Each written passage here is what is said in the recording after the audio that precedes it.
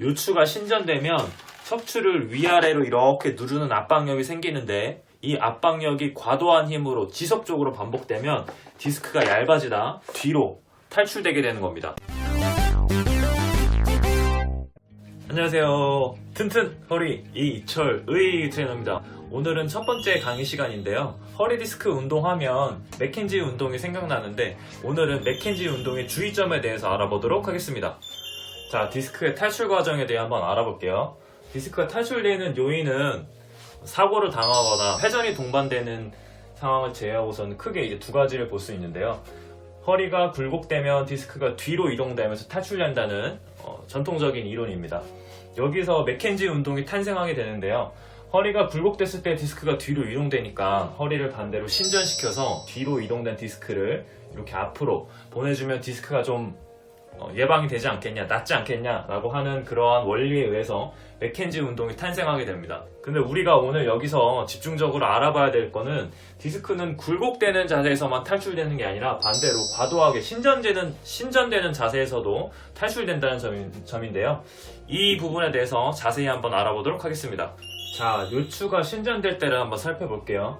이렇게 정상적으로 C자 커브가 있는데요. 요추가 신전되면 요추에 크게 두 가지 힘이 작용하게 되는데, 첫 번째는 척추를 이렇게 위아래로 누르는 압박력, 두 번째는 이 C자 커브가 심해지면서 앞으로 배꼽 방향으로 이렇게 잡아당기는 전단력, 이 두 가지가 생기게 됩니다. 허리를 과도하게 젖히면서 이러한 힘이 과도하게 지속적으로 허리에 노출되면 요추 사이에 있는 디스크가 계속 압박력으로 쪼그라들면서 결국에는 약해져 있는 뒤쪽으로 탈출되게 되는 겁니다. 그래서 이해하기 쉽게 제가 집에 있는 모형으로 이렇게 설명을 한번 드려볼게요. 자, 요게 척추뼈고 요게 디스크면, 정상적으로 이렇게 있을 때는 뼈 사이의 간격이 일정하게 유지가 되어 있는데, 요추를 신전시킴으로 인해서 척추를 위아래로 누르는 힘이, 압박력이 반복적으로 과도하게 생기면 디스크층이 계속 얇아지면서 결국에는 약한 뒤쪽으로 밀려나오게 됩니다. 그래서 우리가 이렇게 디스크 손상이 생긴 요추를 보면 엑스레이 상으로도 위에 있는 요추와는 다르게 공간이 조금 더 좁은 거를 엑스레이를 통해서도 알 수 있고요.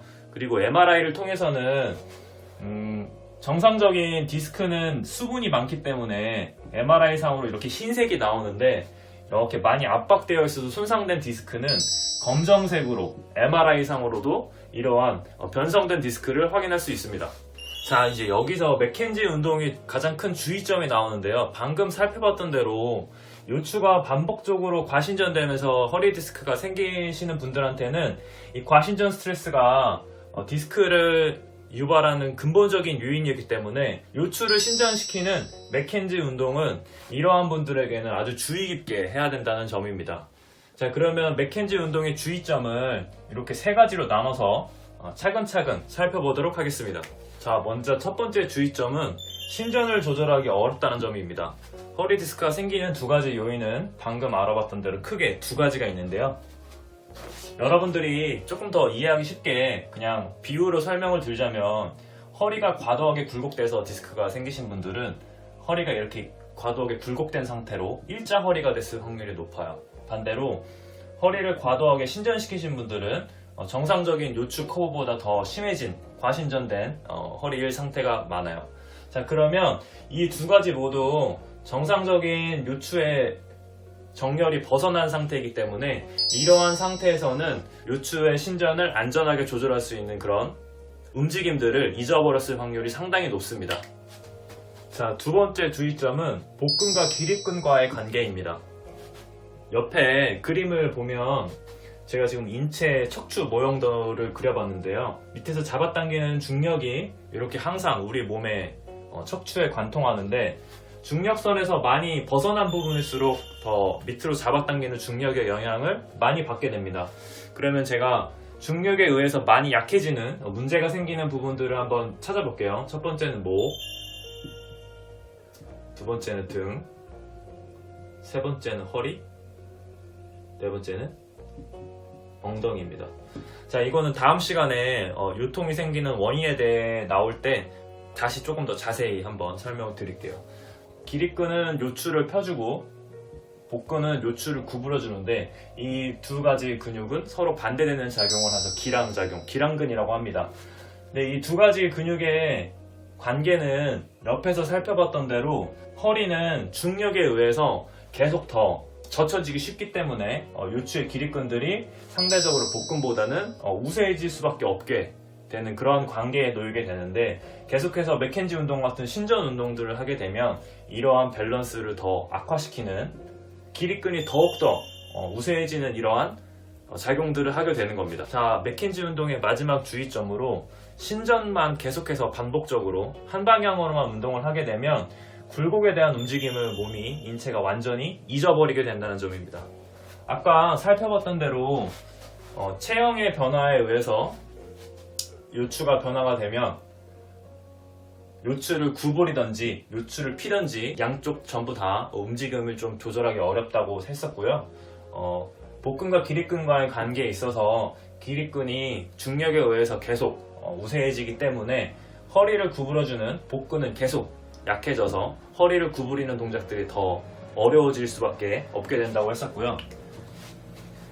우리가 허리 디스크 초기에는 허리를 구부려주는 동작을 피해주는 게, 최대한 피해주는 게 맞지만 우리 인체에서 굴곡 패턴은 의자에 앉거나 핸드폰이나 모니터를 내려다보거나 책을 본다든지 이러한 일상생활에서 빠질 수 없는 핵심적인 그러한 동작들입니다.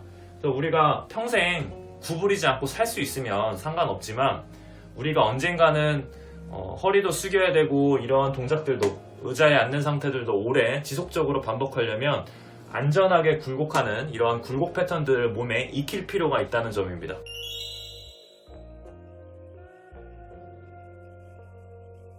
허리 디스크 운동은 무조건 허리를 신전시키는 맥켄지 운동, 이러한 공식들이 너무 좀 만연해 있어서 좀 안타까운 마음에 의해서 영상을 제작하고 어떤 특정한 개인이나 한 이론을 비난하거나 비하하는 목적에 의해서 만든 게 아니기 때문에 여러분들이 그 점을 잘 숙지해서 건강한 허리 만드시길 바랍니다. 맥켄지 운동만 하다가 한번 허리를 숙였는데 다쳐서 결국에 나는 허리를 안 구부리는 게 맞구나, 허리를 구부리는 거는 허리 디스크에 무조건 안 좋다 라고 이렇게 생각하시는 분들이 많은데